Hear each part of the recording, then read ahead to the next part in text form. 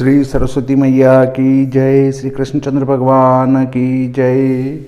देखिए, संवत 2078 शक 1943 मार्गशीर्ष शुक्ल पक्ष द्वादशी बुधवार की रात्रि और आज त्रयोदशी गुरुवार की प्रातः 3:45 बजे धनु संक्रांति प्रवेश हो चुकी है। मल मास प्रारंभ हो चुका है, खर मास प्रारंभ हो चुका है, धनुर्मास प्रारंभ हो चुका है। आज 13 गुरुवार को सुबह और ये चलेगा 13 गुरुवार मतलब 16 दिसंबर 2021, 15 दिसंबर 2021 की रात्रि और 16 दिसंबर 2021 की सुबह। अब ये चलेगा पोष शुक्ल पक्ष द्वादशी शुक्रवार 14 जनवरी 2021 को दिन में 2:30 बजे तक। चूंकि क्या होता है कि दंत कथा है, पौराणिक या शास्त्रीय कथा नहीं है।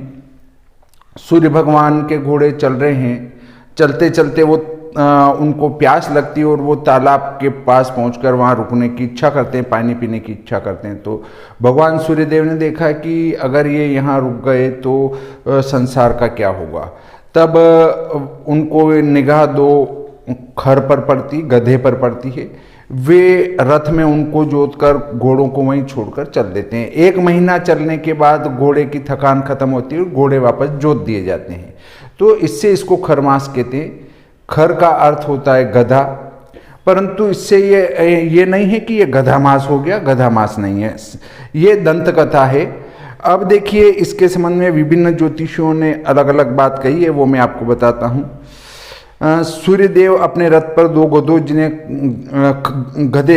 गधा कहा जाता है जोड़ देंगे। गधे की चाल घोड़े से धीमी होती है, इसलिए सूर्य मंदगति से चलेंगे। मकर संक्रांति के बाद फिर सूर्यदेव के रथ की रफ्तार बढ़ जाती है। कण काफी मात्रा में पृथ्वी के वायुमंडल में प्रवेश करते हैं। यह सब गलत बात है। इस समय सूर्य की गति जो है वो कम नहीं होती, बढ़ जाती है। देखिए, मैं आपको बताता हूं कि सूर्य की जो मध्यम गति है वो 59.8 है। सूर्य की मध्यम गति 59.8 है और अभी जो है सूर्य की गति सर्वाधिक होती है। सूर्य की मध्यम गति 59.8 है और परम गति है 61.12 या 13 मान लो। और अभी जो हम देखेंगे तो सूर्य इस गति से चलता है जो कि उसकी परम गति है। अभी परम गति से चलता है और ये खर जोत देंगे और उससे उनकी गति धीमी हो जाएगी और फिर 1 महीने बाद बढ़ जाएगी। ये सब बातें गलत है। अब इनमें फिर इनने लिखा है, जिनने मेरे को भेजा, इन खबरी ज्योतिषियों को कौन समझाएगा कि सही गलत का निर्णय पाठक स्वयं करते हैं।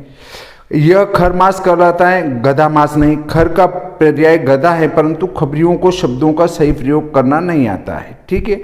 सूर्यदेव की इन दिनों सूर्य रथ की गति कम नहीं होती, बल्कि सामान्य से बहुत अधिक होती। संदर्भ के लिए 100 ऋतुओं की औसत दैनिक सूर्य गति इनने दे रखी है। अब उसके बाद आता है सूर्य और गुरु में हाइड्रोजन व हीलियम की मात्रा अधिक है, पर खबरियों का ऐसा वैज्ञानिक पक्ष हास्यास्पद है। इन दिनों सूर्य गुरु के भोगांशों की अंशात्मक दूरी लगभग 2 राशि दूरी पर है। कभी कभी यह दूरी 7 राशि तक हो जाती है। ऐसे में मात्र सूर्य देव व गुरु की रश्मि में प्रवेश करने के कारण गुरु के तत्वों की उथल पुथल किसी भी प्रकार से पृथ्वी पर विशेष या सामान्य से भिन्न प्रभाव नहीं डाल सकती है। कई लोगों ने लिखा है कि गुरु सूर्य की रश्मियों से फर्क पड़ता है, पर गुरु कभी सूर्य से 7वीं राशि पर हुआ तो अभी जैसे मकर पर सूर्य होगा और कर्क पर कभी गुरु हुआ तो गुरु तो हर राशि पर आता है।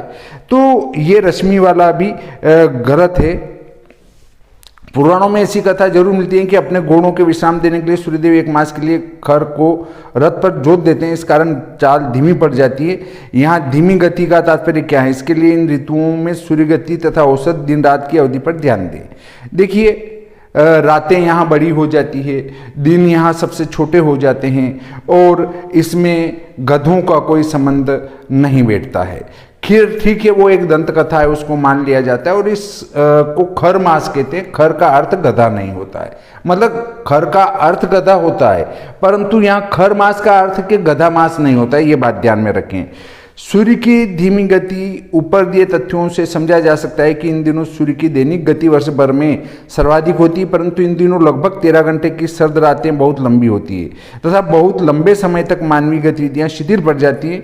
भोर के सूर्य का लंबा इंतजार ऐसा लगता है जैसे सूर्यदेव कहीं रुक गए हैं। कोई दिक्कत नहीं है। मांगलिक कार्यों में रुकावट आई जाती है, यहाँ इनमें कुछ होता नहीं है मांगलिक कार्य। सूर्य रश्मियाँ छोटे दिनमान उत्तर भारत में घने कोहरे के कारण सूर्य रश्मियाँ मंद पड़ जाती हैं। बहुत कम समय के लिए सूर्य प्रकाश ऊष्मा तक पहुंचता है। पृथ्वी पर एक जैसी स्थिति सब जगह नहीं होती। देखिए ये है कि इसमें सभी जगह जो है एक जैसी स्थिति नहीं होती। जैसे अभी हमारे यहाँ सूर्य मंदा पड़ गया, दिन छोटे हो गए, रातें बड़ी हो गई, परंतु यदि हम दक्षिणी भारत में अगर जाते हैं तो वहाँ ऐसा नहीं होता है। वहाँ दिन बड़े हो जाते हैं। दक्षिणी भारत नहीं, दक्षिणी ग्लोब में, दक्षिणी भारत तो यही है, पूरा भारत उत्तरी गोलार्ध में है, इससे यहाँ तो एक जैसी स्थिति बनेगी। परंतु जैसे हम दक्षिणी गोलार्ध में जाते हैं तो वहाँ अभी दिन बड़े हैं, रातें छोटी है। तो इसका अर्थ वो नहीं हुआ कि आप इस प्रकार की विभिन्न प्रकार की बातें करें कि अभी सूर्य की गति धीमी पड़ जाती। मैंने भी अखबार में पढ़ा है कि ये खर मास है, गते जोत देने से उस सूर्य की गति धीमी पड़ जाती है। अभी सूर्य धीमी गति से चलते हैं, नहीं चलते हैं। सूर्य तो अभी तेज गति से चलते हैं, चाहे उनके रथ में कोई भी जूता हो। पर गणित से हम जब सिद्ध करते हैं और प्रत्यक्ष जब सूर्य नारायण को देखते हैं तो वे बहुत ही तेज गति से 61 कला 12वीं कला की गति से चलते हैं, जबकि उनकी मध्यम गति 59 कला 8वीं कला है। तो इस प्रकार के जो विभिन्न भ्रम में डालने वाले जो तथ्य आते हैं अखबारों में कि अभी सूर्य की गति मंद पड़ जाएगी, नहीं हो जाएगा, नहीं हो जाएगा, कुछ भी नहीं होगा।